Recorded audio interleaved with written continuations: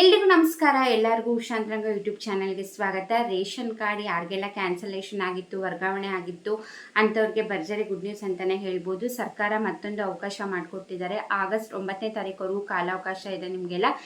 ಏನದು ಆಪ್ಷನ್ನ ಕೊಟ್ಟಿರೋದು, ಏನದು ಹೊಸ ಅವಕಾಶ ಕೊಟ್ಟಿರೋದು ಅನ್ನೋದ್ರ ಬಗ್ಗೆ ಈ ವಿಡಿಯೋದಲ್ಲಿ ಕಂಪ್ಲೀಟಾಗಿ ಮಾಹಿತಿನ ಕೊಡ್ತೀನಿ. ಯಾರಿಗೆಲ್ಲ ರೇಷನ್ ಕಾರ್ಡ್ ಕ್ಯಾನ್ಸಲ್ ಆಗಿತ್ತು ಅಥವಾ APLಗೆ ವರ್ಗಾವಣೆ ಆಗಿತ್ತು ಅಂದರೆ ಪ್ರತಿಯೊಬ್ಬರಿಗೂ ಕೂಡ ಈ ವಿಡಿಯೋ ಲಿಂಕ್ನ ಶೇರ್ ಮಾಡಿ. ಖಂಡಿತವಾಗ್ಲೂ ಈ ಒಂದು ಅವಕಾಶನ ಯಾರು ಕೂಡ ಮಿಸ್ ಮಾಡ್ಕೋಬೇಡಿ. ಮತ್ತೆ ಅಪ್ಲೈ ಮಾಡೋಕ್ಕೆ ಏನೆಲ್ಲ ಕಂಡೀಷನ್ಸ್ ಇದೆ ಪ್ರತಿಯೊಂದನ್ನು ಕೂಡ ತಿಳಿಸ್ಕೊಡ್ತೀನಿ. ಅದಕ್ಕೆ ಮುಂಚೆ ಯಾರೆಲ್ಲ ವಿಡಿಯೋಸ್ನ ನೋಡ್ತಾ ಇದ್ದೀರಾ ಪ್ರತಿಯೊಬ್ಬರಿಗೂ ಕೂಡ ಥ್ಯಾಂಕ್ ಯು ಸೋ ಮಚ್. ಯಾರೆಲ್ಲ ಹೊಸಬ್ರು ಚಾನಲ್ನ ನೋಡ್ತಾ ಇದ್ದೀರಾ ಅಥವಾ ಫಸ್ಟ್ ಟೈಮ್ ನನ್ನ ಚಾನಲ್ನ ನೋಡ್ತಾ ಇದ್ದು ಸಬ್ಸ್ಕ್ರೈಬ್ ಮಾಡ್ಕೊಂಡಿಲ್ಲ ಅಂತಂದರೆ ದಯವಿಟ್ಟು ಉಷಾಂತರಂಗ ಯೂಟ್ಯೂಬ್ ಚಾನಲ್ನ ಸಬ್ಸ್ಕ್ರೈಬ್ ಮಾಡ್ಕೊಳ್ಳಿ. ಹಾಗೆ ಬೆಲ್ ಐಕನಲ್ಲೂ ಕೂಡ ಆಲ್ ಅಂತ ಸೆಲೆಕ್ಟ್ ಮಾಡ್ಕೊಳ್ಳಿ. ಹೊಸ ವೀಡಿಯೋಸ್ ಅಪ್ಲೋಡ್ ಆದಾಗೆಲ್ಲ ನಿಮಗೆ ನೋಟಿಫಿಕೇಷನ್ಸ್ ಬಂದಿರುತ್ತೆ. ನಿಮ್ಮ ಫ್ರೀ ಟೈಮಲ್ಲಿ ನನ್ನ ಎಲ್ಲ ವೀಡಿಯೋಸ್ನ ನೋಡ್ಬೋದು. ಬನ್ನಿ ಇವತ್ತಿನ ವಿಡಿಯೋನ ಶುರು ಮಾಡೋಣ. ಹೌದು, ಆಗಸ್ಟ್ 9ನೇ ತಾರೀಕು ಕೊನೆಯ ದಿನಾಂಕ ಹೊಸ ರೇಷನ್ ಕಾರ್ಡ್ಗೆ ಅರ್ಜಿ ಸಲ್ಲಿಸೋಕ್ಕೆ.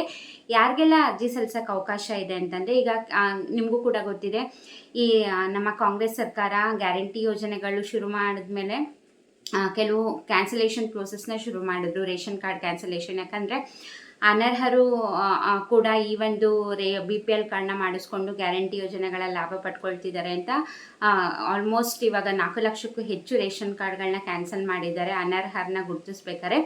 ಅದರಲ್ಲಿ ಮಿಸ್ ಆಗಿ ಕೆಲವರು ಅರ್ಹರದು ಕೂಡ ಕ್ಯಾನ್ಸಲೇಷನ್ ಆಗಿದೆ, ಕೆಲವೊಬ್ರದ್ದು APLಗೆ ವರ್ಗಾವಣೆ ಆಗುತ್ತೆ. ಅಂದರೆ ಅವ್ರಿಗೆ BPL ಕಾರ್ಡ್ಗೆ ಅರ್ಹತೆ ಇದ್ರೂ ಕೂಡ ಅವ್ರದ್ದು ಕ್ಯಾನ್ಸಲ್ ಆಗಿರುತ್ತೆ ಬೈ ಮಿಸ್ ಆಗಿ, ಅಥವಾ APLಗೆ ವರ್ಗಾವಣೆ ಆಗುತ್ತೆ ಅಂತ ತುಂಬ ಜನ ಇರ್ತಾರೆ ಅಂಥವ್ರು.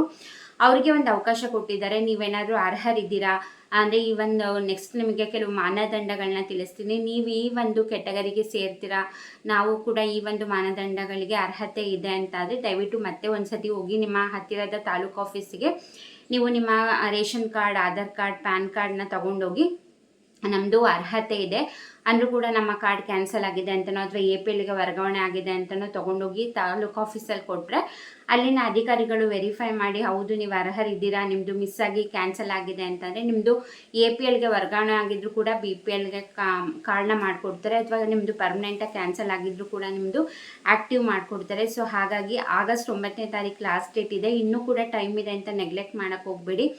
ಆದಷ್ಟು ಬೇಗ ಹೋಗಿ ಕೊಡಿ. ಯಾರೆಲ್ಲ ಕಾರ್ಡ್ಗಳು ಕ್ಯಾನ್ಸಲ್ ಆಗಿರುತ್ತೆ ಏನು ಅನ್ನೋದು ಇವಾಗ ತಿಳಿಸ್ತೀನಿ. ಏನೆಲ್ಲ ಮಾನದಂಡಗಳನ್ನ ಇಟ್ಕೊಂಡು ಕ್ಯಾನ್ಸಲೇಷನ್ ಮಾಡಿದ್ರು, ಹಾಗೆ ನಿಮ್ಮದು ಈ ಮಾನದಂಡಗಳಲ್ಲಿ ನಿಮ್ಮದು ಅರ್ಹತೆ ಇದೆ ಅಂತಲೇ ದಯವಿಟ್ಟು ಹೋಗಿ ಮತ್ತೆ ಡಾಕ್ಯುಮೆಂಟ್ನೆಲ್ಲ ಕೊಟ್ಟು ಹೊಸ ಅರ್ಜಿನ ಸಲ್ಲಿಸ್ಬೋದು.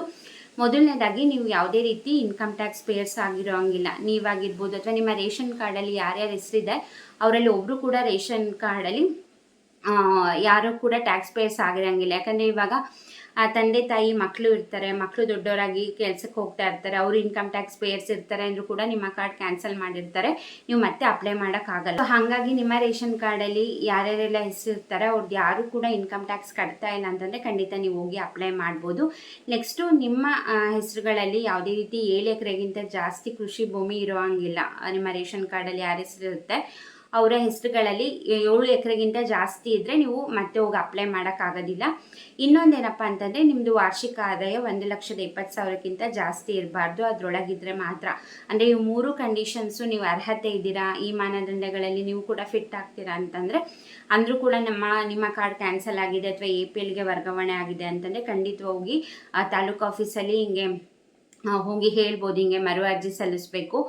ಮತ್ತು ಆಪ್ಷನ್ನ ಕೊಟ್ಟಿದ್ದಾರೆ, ಅವಕಾಶ ಕೊಟ್ಟಿದ್ದಾರೆ ಅಂತಂದರೆ ನಿಮ್ಮದು ಅಪ್ಲಿಕೇಶನ್ ಫಿಲ್ ಮಾಡಿಕೊಂಡು ನಿಮ್ಮದು ತೊಗೊಂಡೋಗ್ಬೇಕೆಲ್ಲ ದಾಖಲೆಗಳನ್ನ, ನಿಮ್ಮದು ರೇಷನ್ ಕಾರ್ಡ್ ಆಗಿರ್ಬೋದು, ಆಧಾರ್ ಕಾರ್ಡ್ ಆಗಿರ್ಬೋದು, ಪ್ಯಾನ್ ಕಾರ್ಡು, ಇನ್ಕಮ್ ಸರ್ಟಿಫಿಕೇಟ್ ಇದನ್ನೆಲ್ಲ ತೊಗೊಂಡೋಗಿ ತೋರಿಸಿದ್ರೆ, ಪ್ಯಾನ್ ಕಾರ್ಡ್ ಇವೆಲ್ಲ ತೊಗೊಂಡೋಗಿ, ಇನ್ನೊಂದು ಸತಿ ಹೇಳ್ತೀನಿ, ನಿಮ್ಮ ration card, Aadhaar card, PAN card, income certificate ಇದಿಷ್ಟನ್ನು ತೊಗೊಂಡೋಗಿ ನೀವು ಕೊಟ್ಟು ಬಂದರೆ ನಿಮ್ಮದು ವೆರಿಫೈ ಮಾಡ್ತಾರೆ ಇನ್ನೊಂದು ಸತಿ. ನಿಮ್ಮ ನಿಜವಾಗ್ಲೂ ನಿಮ್ಮದು ಆದಾಯ ಎಷ್ಟಿದೆ, ನಿಮ್ಮ ಹೆಸರಲ್ಲಿ ಭೂಮಿ ಎಷ್ಟಿದೆ, ನೀವೇನಾರ ಇನ್ಕಮ್ ಟ್ಯಾಕ್ಸ್ ಕಟ್ತಾ ಇದ್ದೀರಾ, ನಿಮ್ಮ ಪ್ಯಾನ್ ಕಾರ್ಡ್, ಆಧಾರ್ ಕಾರ್ಡ್ ಇತ್ತು ಅಂತಂದರೆ ಆಯಿತು, ನಿಮ್ದು ಎಲ್ಲದೂ ಕೂಡ ಡೀಟೇಲ್ಸ್ ಗೊತ್ತಾಗುತ್ತೆ. ನೀವೆಷ್ಟು ದುಡ್ಡು ಅರ್ನ್ ಮಾಡ್ತಾ ಇದ್ದೀರಾ, ಎಷ್ಟು ಟ್ಯಾಕ್ಸ್ ಪೇ ಮಾಡ್ತಾ ಇದ್ದೀರಾ, ಅಥವಾ ನಿಮ್ಮದು ಟ್ರಾನ್ಸಾಕ್ಷನ್ಸ್ ಎಷ್ಟಿದೆ ಪ್ರತಿಯೊಂದೂ ಕೂಡ ಗೊತ್ತಾಗುತ್ತೆ. ಯಾಕಂದರೆ ಆಧಾರ್ ಕಾರ್ಡ್, ಪ್ಯಾನ್ ಕಾರ್ಡ್ ಎಲ್ಲ ಕಡೆ ಲಿಂಕ್ ಆಗಿರೋದ್ರಿಂದ ನೀವು ಮೋಸ ಮಾಡೋಕ್ಕಾಗೋದಿಲ್ಲ. ನೀವು ಅರ್ಹತೆ ಅನರ್ಹರಿದ್ದರೂ ಕೂಡ ಮತ್ತೆ ಹೋಗಿ ಅಪ್ಲೈ ಮಾಡಿದ್ದೀರಾ ಅಂತಂದರೆ ಅವ್ರು ವೆರಿಫೈ ಮಾಡ್ತಾರೆ. ಮತ್ತು ನಿಮ್ಮದು ಅನರ್ಹರು ಅಂತ ಗೊತ್ತಾರೆ ಮತ್ತೆ ಆ್ಯಕ್ಟಿವ್ ಮಾಡಿಕೊಡೋದಿಲ್ಲ ಅವರು. ಸೊ ಹಾಗಾಗಿ ನಿಜವಾಗ್ಲೂ ಅರ್ಹರಿದ್ದೀರಾ ನೀವು ಈ ಮಾನದಂಡಗಳಲ್ಲಿ ಫಿಟ್ ಆಗ್ತೀರಾ ಅಂತಂದರೆ ಖಂಡಿತ ಹೋಗಿ ಅಪ್ಲೈ ಮಾಡಿ. ಇನ್ನು ಆಗಸ್ಟ್ 9ನೇ ತಾರೀಕುವರೆಗೂ ಇದೆ ಅಂತ ನೆಗ್ಲೆಕ್ಟ್ ಮಾಡೋಕ್ಕೆ ಹೋಗಬೇಡಿ, ಆದಷ್ಟು ಬೇಗ ಕೊಟ್ಬರ್ರಿ. ಯಾಕಂದರೆ ನಿಮ್ಮ ಥರ ಸಾವಿರಾರು ಜನ ಹೋಗಿ ಅಪ್ಲೈ ಮಾಡಿರ್ತಾರೆ, ಹಾಗಾಗಿ ಎಲ್ರದ್ದು ವೆರಿಫೈ ಮಾಡೋಕ್ಕೆ ಟೈಮ್ ಆಗುತ್ತೆ. ಸೊ ಹಾಗಾಗಿ ಆದಷ್ಟು ಬೇಗ ಹೋಗಿ ಅಪ್ಲೈ ಮಾಡಿ. ಯಾಕೆ ಈ ಥರ ಮತ್ತೆ ಅವಕಾಶ ಮಾಡಿಕೊಟ್ಟಿದ್ದಾರೆ ಅಂದರೆ ನಿಮಗೂ ಕೂಡ ಗೊತ್ತಿದೆ, 4 ಲಕ್ಷಕ್ಕೂ ಹೆಚ್ಚಿನ ಕಾರ್ಡ್ಗಳು ಕ್ಯಾನ್ಸಲೇಷನ್ ಮಾಡಿದ್ದಾರೆ.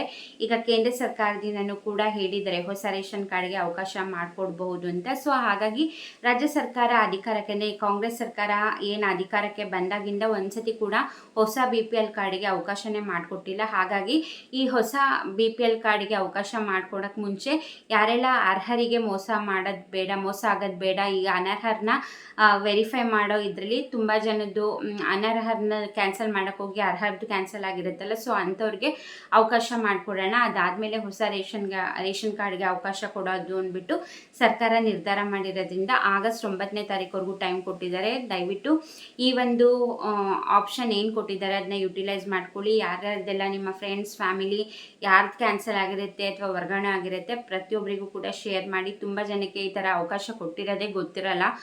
ಹಾಗಾಗಿ ನನ್ನ ವೀಡಿಯೋಸ್ ಮೂಲಕ ನಿಮಗೆ ಸರ್ಕಾರದಿಂದ ಏನೇ ಹೊಸ ಹೊಸ ಅಪ್ಡೇಟ್ಸ್ ಬಂದರೂ ಕೂಡ ನಾನು ನಿಮಗೆ ವೀಡಿಯೋಸ್ ಮೂಲಕ ಮಾಡಿ ತಿಳಿಸ್ತೀನಿ. ದಯವಿಟ್ಟು ಸಬ್ಸ್ಕ್ರೈಬ್ ಮಾಡ್ಕೊಳ್ಳಿ.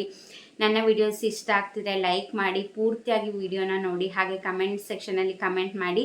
ನೀವು ಹೆಚ್ಚು ಹೆಚ್ಚು ಶೇರ್ ಮಾಡಿ, ಕಮೆಂಟ್ ಮಾಡಿ, ಲೈಕ್ ಮಾಡಿದ್ರೆ ತುಂಬ ಜನಕ್ಕೆ ನನ್ನ ವೀಡಿಯೋಸ್ ರೀಚ್ ಆಗುತ್ತೆ. ಖಂಡಿತ ನಿಮಗೆ ನನ್ನ ಕಡೆಯಿಂದ ಯೂಸ್ಫುಲ್ ಆಗಿರುವಂತಹ ಇನ್ಫಾರ್ಮೇಟಿವ್ ವೀಡಿಯೋಸ್ನ ಮಾಡ್ತಿರ್ತೀನಿ. ಸೊ ದಯವಿಟ್ಟು ಸಪೋರ್ಟ್ ಮಾಡಿ. ಇಷ್ಟೊತ್ತು ವೀಡಿಯೋ ನೋಡಿದ್ದಕ್ಕೆ ಥ್ಯಾಂಕ್ ಯು ಸೊ ಮಚ್. ನಮಸ್ಕಾರ.